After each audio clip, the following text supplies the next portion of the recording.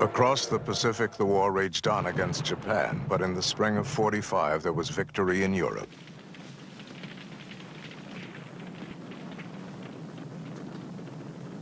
The Nazis had never come close to building an atomic bomb. Germany surrendered. VE Day.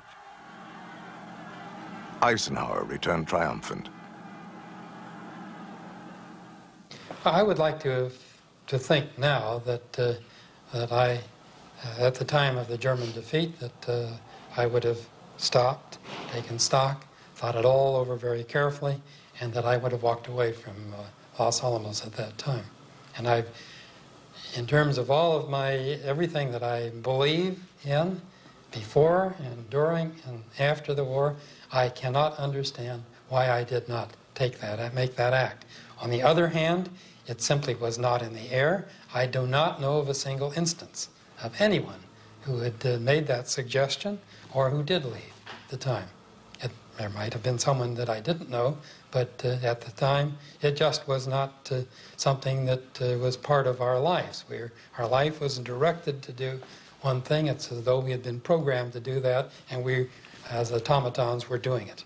Amazing how the technology tools trap one. I mean, they're so powerful that when I was impressed because most of the sort of fervor for developing the bomb came in a kind of anti-fascist fervor against Germany. But when VE Day came along, nobody slowed up one little bit. No one said, well, the main thing, it doesn't matter now. We all kept working, and it wasn't because we understood the significance against Japan. It was because the machinery had caught us in its trap, and we were anxious to get this thing to go. I organized a small meeting at our building. I think the title was The Impact of the Gadget on Civilization. Hoppy tried to persuade me not to have it. I don't know quite why, but he certainly did try to dissuade me. On the other hand, I went ahead and did hold a meeting, and perhaps between 30 and 50 people came.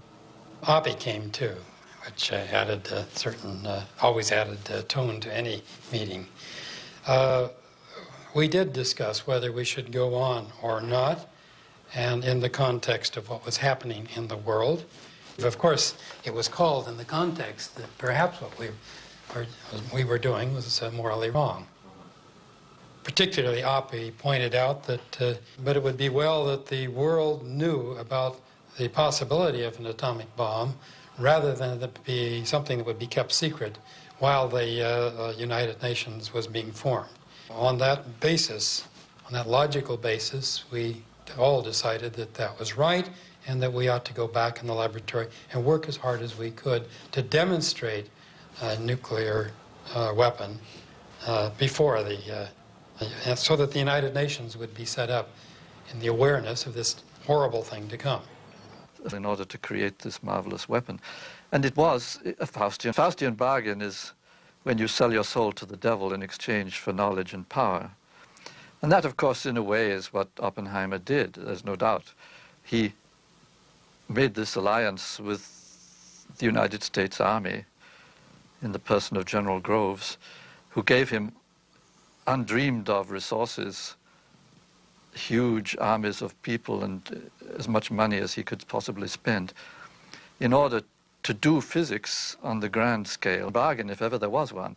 And of course we are still living with it ever since. When once you sell your soul to the devil, then there's no going back on it.